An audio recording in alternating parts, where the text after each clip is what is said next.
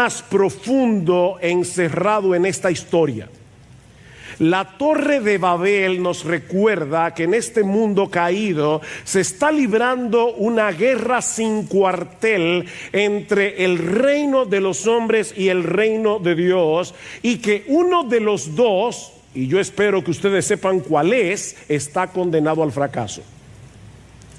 Nada ni nadie puede impedir que el Todopoderoso lleve a cabo lo que se ha propuesto hacer desde el principio de la historia humana, para la gloria de su nombre y para el bien de su pueblo. Ahora, antes de entrar de lleno en esta historia fascinante de las Escrituras, necesitamos conocer un poco de contexto para entender lo que realmente está sucediendo aquí. Tan pronto Dios crea al hombre a su imagen y semejanza, en Génesis capítulo 1, versículos 26 al 28, Dios les hace saber que su propósito era esparcirlos por toda la tierra. El hombre recién creado tenía la responsabilidad de llenar la tierra de imágenes vivientes de Dios a través de la procreación, para cuidar y cultivar la tierra. Y a pesar de que en Génesis capítulo 3 Adán y Eva deciden rebelarse contra la autoridad de Dios y proclamar su autonomía, ese propósito original permanece, y eso lo vemos claramente después del diluvio en Génesis capítulo 9, tanto en los versículos 1 como en el versículo 7. Dios le dice a los hijos de Noé que ellos deben ser fecundos, multiplicarse y llenar la tierra. Otra vez, cuando llegamos al capítulo 10, eso es precisamente lo que vemos, a los hijos de Noé que comienzan a multiplicarse. Pero cuando llegamos al capítulo 11, notamos que algo no anda bien, porque toda esta multitud decide aglutinarse en un mismo lugar y levantar un monumento a la soberbia humana. Génesis capítulo 11, versículo 1. Toda la tierra hablaba la misma lengua y las mismas palabras, eran de un mismo labio, dice el texto literalmente. Ya Moisés nos había dicho en el capítulo 10 que un descendiente de Cam llamado Nimrod había levantado un reino llamado Babel o Babilonia en la tierra sur y del actual Irak, en las llanuras de Sinar. En este punto de la historia, los descendientes de Noé están unificados por una misma lengua, lo que hace posible la creación de este gobierno centralizado con Nimrod a la cabeza. Por otra parte, Moisés también nos dice en el versículo 2 que los hombres se fueron moviendo hacia el oriente hasta establecerse en las llanuras de Sinar. Y aconteció que según iban hacia el oriente, hallaron una llanura en la tierra de Sinar y se establecieron allí. Ahora, esto es interesante porque ya sabemos por el capítulo 3 que después de la caída, Adán y Eva fueron expulsados. ¿Hacia dónde? Hacia el oriente del Edén. Luego llegamos al capítulo 4 y vemos que en el caso de Caín, este se estableció en la misma dirección, hacia el oriente. Es como si los seres humanos se fueran alejando cada vez más del Edén, hasta que al llegar a esta llanura, ellos deciden reconstruir su paraíso terrenal. Versículo 3. Y se dijeron unos a otros: vamos, fabriquemos ladrillos y cosámoslos bien. Y usaron ladrillo en lugar de piedra y asfalto en lugar de mezcla. Y dijeron: vamos, edifiquémonos una ciudad y una torre cuya cúspide llegue hasta los cielos, y hagámonos un nombre famoso, para que no seamos dispersados sobre la faz de la tierra. La humanidad, descendientes de Noé, se ha propuesto hacer 4 cosas. Primero, construir una ciudad. Segundo, edificar una torre en medio de la ciudad tan alto que llegue al cielo.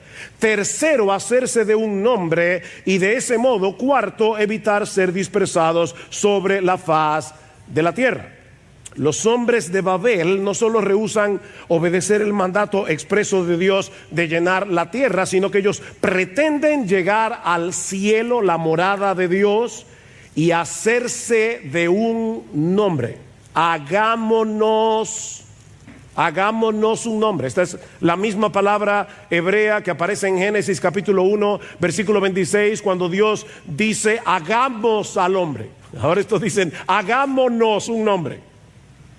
El propósito original de Dios era llenar la tierra de su gloria a través de los portadores de su imagen, pero el propósito de estos hombres es quedarse en Sinar y construir un monumento para su propia gloria. Hagámonos un nombre famoso. Hay muchos detalles en esta historia, hermanos, que yo quiero que ustedes noten. En la Biblia, solo Dios se nombra a sí mismo. Porque hay un elemento de jerarquía en el hecho de yo ponerle nombre a algo o ponerle nombre a alguien. Tú nombras lo que te pertenece. Por ejemplo, en el capítulo 1 del Génesis es Dios el que le pone nombre a las cosas que ha creado. En Génesis capítulo 2, Dios le ordena a Adán que le ponga nombre a los animales. Y al final de ese mismo capítulo, Dios le provee a Adán de una ayuda idónea, y es Adán, cabeza, el que le pone nombre a Eva. Y en los capítulos 4 y 5 vemos que son los padres los que les ponen nombres a sus hijos. Pero la generación de Babel quiere ponerse un nombre ellos mismos. Ellos quieren hacerse de un nombre por sí mismos. ¿Se dan cuenta, mis hermanos, que esto es mucho más que un proyecto de construcción? En Babel nosotros volvemos a escuchar el eco de la voz de la serpiente en el huerto del Edén. Seréis como Dios. Desde Génesis 3, el hombre pretende ser Dios, o al menos ser tratado como si lo fuera. Un ser autónomo, capaz de hacer su propia voluntad, de establecer su propio reino por encima de la voluntad y del reino de Dios. De manera que los hombres de Babel no están tratando simplemente de construir una ciudad y de edificar una torre. El plan es levantar un reino que se oponga al reino de Dios. Babel representa una declaración de autonomía de parte de una humanidad rebelde. Si la intención de Dios era llenar la tierra de portadores de su imagen, para la gloria de su nombre, para la felicidad de sus criaturas, la generación de Génesis 11 pretende quedarse en el mismo lugar, buscar significado y seguridad en sus propios logros y levantar un monumento para su propia exaltación. Pero si algo aprendemos en las Escrituras, es que hay un solo soberano universal cuya voluntad siempre prevalece. Uno solo. Y esa es una muy buena noticia, mis hermanos, porque los planes de Dios siempre son infinitamente mejores que los nuestros. En el cielo no hay ninguna señal de alarma ante esta ridícula manifestación de soberbia y de rebelión. ¿Cómo reacciona Dios a este proyecto? Bueno, veamos en segundo lugar la reacción de Dios a la autoexaltación humana. Versículo 5. Y el Señor descendió para ver la ciudad y la torre que habían edificado los hijos de los hombres. Este pasaje está cargado de ironía y lamentablemente un juego de palabras que no se entiende en español, se entiende en el idioma original. Pero por un lado, Dios se refiere a esta gente como los hijos de los hombres, ¿se dieron cuenta? O los hijos de Adán. Esto es irónico porque los babilonios pensaban que su ciudad había sido construida por los dioses. Pero ya Moisés nos está diciendo de entrada que los constructores eran terrícolas. A pesar de su altanería El hombre no es más que una criatura del polvo con pretensiones divinas. Son hijos de Adán. Por otra parte, el texto nos dice que Dios tuvo que descender para ver la ciudad y la torre. Otra ironía. Los hombres de Babel piensan que su ciudad es grande y que la torre es alta. Y Dios dice, yo no la veo. Desde el cielo no se ve. Hay algunas personas que dicen que si uno viaja al espacio se ve la muralla china. Yo no lo sé si eso es verdad. Pero lo que dice aquí es que Dios tuvo que descender porque desde el cielo parecían hormigas creando un disparate. Obviamente, sobre todo chicos que están aquí, esto no es literal. Dios no necesita moverse de sitio para ver lo que hacen los hombres. Pero el texto quiere resaltar la ridiculez de la pretensión humana ante la grandeza de Dios. Dice el profeta Isaías que las naciones le son como la gota de agua que cae del cubo y como menudo polvo en las balanzas le son estimadas. Que son todas las naciones juntos para Dios. Una gota de agua, ustedes han visto cuando están limpiando la casa y del cubo se cae una gota de agua. Bueno, esas son todas las naciones juntas delante de Dios. Una mota de polvo, nada. Y más adelante sigue diciendo, Él está sentado sobre el círculo de la tierra, cuyos moradores son como langostas. Él convierte en nada a los poderosos y a los que gobiernan la tierra hace como cosa vana. Hablando en un lenguaje actual, la ONU, la OEA, la OTAN y cualquier otra organización que tú te puedas imaginar, aunque parecen grandes torres, organismos poderosos que están jugando al ajedrez con todos nosotros y que hacen lo que les da la gana, para Dios son nada. Nada. Todas juntas son como la gota que se cae del cubo. Y el poder de todas esas naciones llegará hasta donde Dios le permita llegar.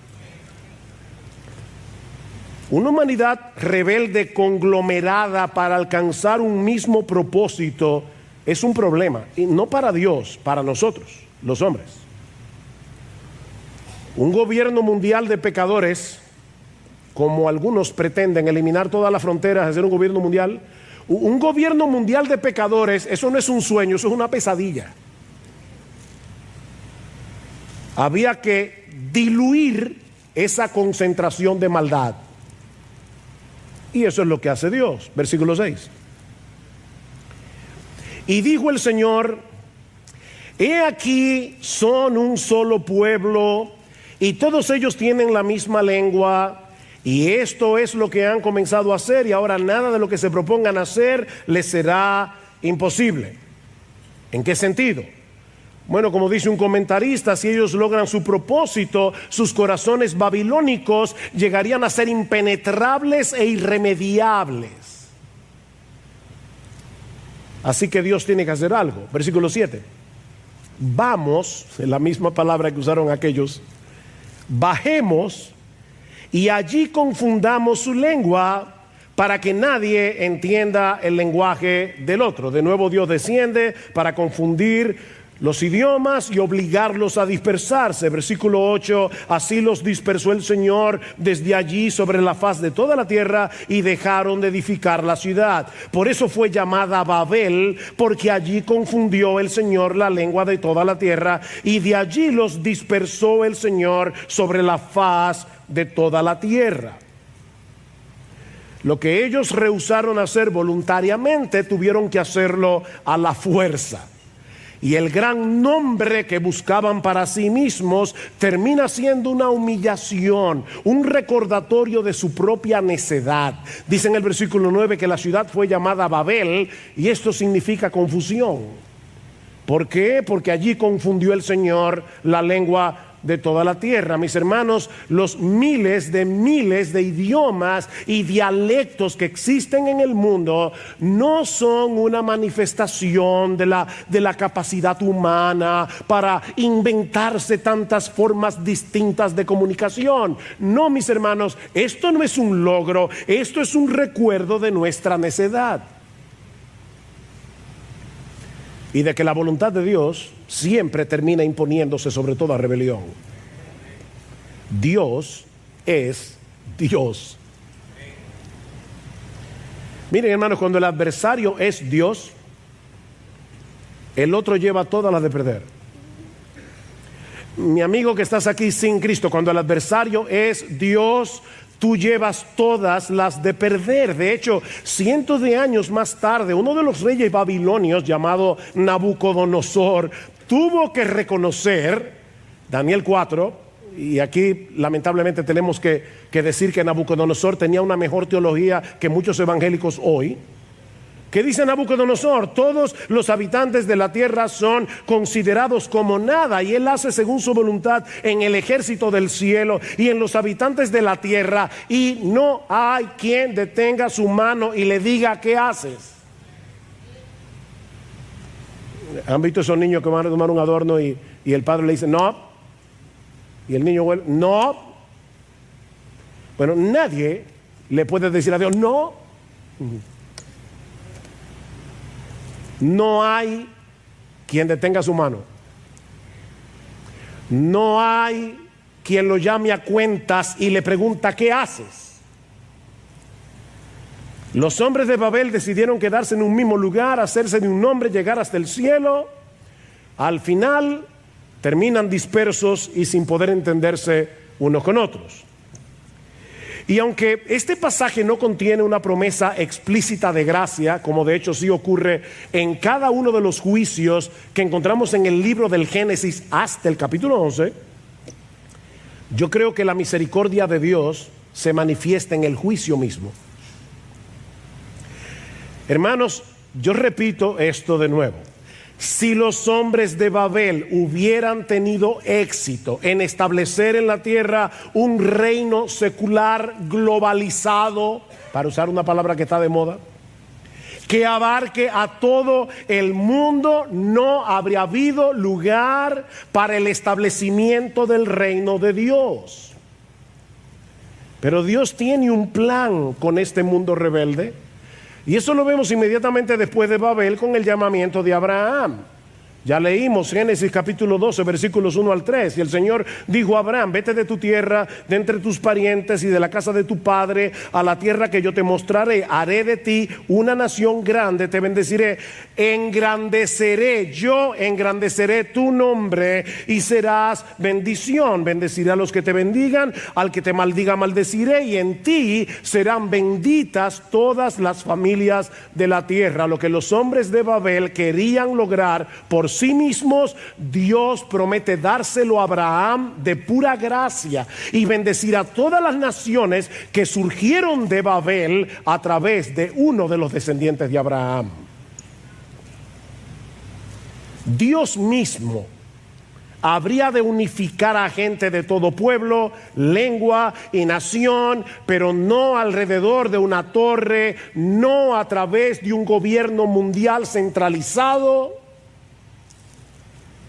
Dice en Sofonías capítulo 3, versículo 9, que habría de llegar un día en que Dios les daría a los pueblos labios puros, para que todos ellos, a los pueblos, para que todos ellos invoquen el nombre del Señor, para que les sirvan de común acuerdo. ¿Cuándo comenzó a cumplirse esta profecía? En Pentecostés, cuando Dios revirtió los efectos de Babel por medio del evangelio de la gloria de Cristo. Lucas relata en Hechos capítulo 2 que en el día de Pentecostés todos los discípulos de Jesús fueron llenos del Espíritu Santo y comenzaron a hablar en otras lenguas según el Espíritu les daba habilidad para expresarse. Y había judíos que moraban en Jerusalén, hombres piadosos procedentes de todas las naciones bajo el cielo. Y al ocurrir este estruendo, la multitud se juntó y estaban desconcertados asombrados. ¿Por qué? Porque cada uno los oía hablar en su propia lengua. ¿Ven? El efecto contrario de Babel. Y estaban asombrados y se maravillaban diciendo: mirad, ¿no son galileos todos los que están hablando? ¿Cómo es que cada uno de nosotros los oímos hablar en nuestra lengua en la que hemos nacido? Y ahora Lucas menciona partos, medos, elamitas, habitantes de Mesopotamia, de Judea, de Capadocia, del Ponto, de Asia, de Frigia, de Panfilia, de Egipto, de las regiones de Libia, alrededor de Cirene, viajeros de Roma, judíos como prosélitos, cretenses y árabes. Es decir, todas partes del mundo estaban allí. Los oímos hablar en nuestro idioma de las maravillas de Dios. Pentecostés es la cara inversa de Babel. Ahora es Dios el exaltado por todas las naciones del mundo conocido. Un movimiento que habría de comenzar en Pentecostés, un movimiento de expansión que nada ni nadie podrá detener, comenzando en Jerusalén, luego en toda Judea y Samaria y hasta lo último de la tierra. Mis hermanos, Babilonia, y hablo de Babilonia, ¿verdad?, como un símbolo del poder secular, del poderío mundial de las naciones. Babilonia parece invencible. Babilonia hoy parece arrolladora. Pero ¿saben qué? Babilonia caerá para no volver a levantarse nunca más. Léete Apocalipsis capítulo 17, léete Apocalipsis capítulo 18, los primeros versículos del capítulo 19. Ha caído Babilonia. Y los efectos de Babel que fueron revertidos en Pentecostés, ¿saben qué? Al final resultarán en una mayor gloria para nuestro Señor Jesucristo. Algún día tú y yo contemplaremos lo que Juan solo pudo ver en una visión. Una gran multitud que nadie podía contar, de todas las naciones, tribus, pueblos y lenguas, que salieron de Babel de pie delante del trono y delante del Cordero, vestido con vestiduras blancas y con palmas en las manos, clamando a gran voz: la salvación pertenece a nuestro Dios que está sentado en el trono y al Cordero.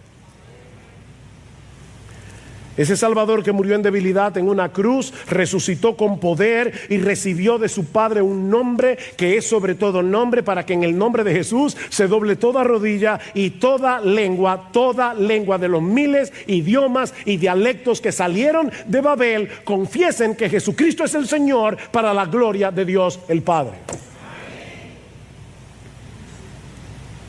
Como Dios siempre gana, la rebeldía de Babel ha resultado en una mayor gloria, o déjame insistir en esto, en una gloria globalizada, pero para el nombre de Jesús. ¿Saben que los creyentes de Pentecostés trataron de hacer lo mismo que la gente de Babel? ¿Qué trataron de hacer los creyentes después del día de Pentecostés? O quedarse todos junticos allí y adorar al Señor en Jerusalén. Pero Dios tenía un plan, ¿recuerdan? Llenar la tierra de sus imágenes vivientes. Así que Dios tuvo que esparcirlos otra vez, levantando ahora una persecución. Y este evangelio del reino se predicará en todo el mundo como testimonio a todas las naciones, y entonces vendrá el fin. Ese es el plan. Este fin de semana, ya lo dijimos, el Señor nos ha dado el privilegio de acoger entre nosotros a pastores y líderes que han venido al intensivo pastoral, porque estamos interesados en lo que Dios está haciendo en otras provincias de su reino. Porque mis hermanos de IBCJ Todo creyente debe estar interesado en el movimiento misionero. Todo verdadero creyente tiene que estar interesado en la expansión del evangelio. Si no vas tú, debes ayudar a los que van o orar por aquellos que ya están allí, predicando el evangelio. Por eso es importante esta actividad. No es para nosotros bendecir a otros, es que nosotros somos bendecidos al palpar de una manera más cercana que el evangelio no se circunscribe a estas paredes. Gracias al Señor por hombres fieles que están predicando el evangelio en otros lugares, y algunos de ellos en lugares muy difíciles. Queridos pastores y líderes que vinieron al intensivo, nosotros sabemos que muchos de ustedes están en lugares difíciles. Algunos vinieron de Estados Unidos, México, Chile, Costa Rica, Puerto Rico, Colombia, Venezuela, Paraguay, Inglaterra y hasta de República Dominicana. Cada uno de nosotros tiene sus retos en el lugar donde está. Pero yo quiero que tú te vayas de aquí esta mañana recordando una verdad muy simple. El evangelio sigue siendo poder de Dios para salvación. Creyentes de IBCJ, el evangelio sigue siendo poder de Dios para salvación. Mis hermanos, el secularismo seguirá construyendo sus torres, tratando de globalizar su agenda de maldad, pero la palabra de Dios seguirá siendo viva y eficaz. Cristo seguirá sentado en su trono y sus elegidos continuarán viniendo a Él en arrepentimiento y fe por el poder del Espíritu Santo. Nadie puede impedir que eso pase.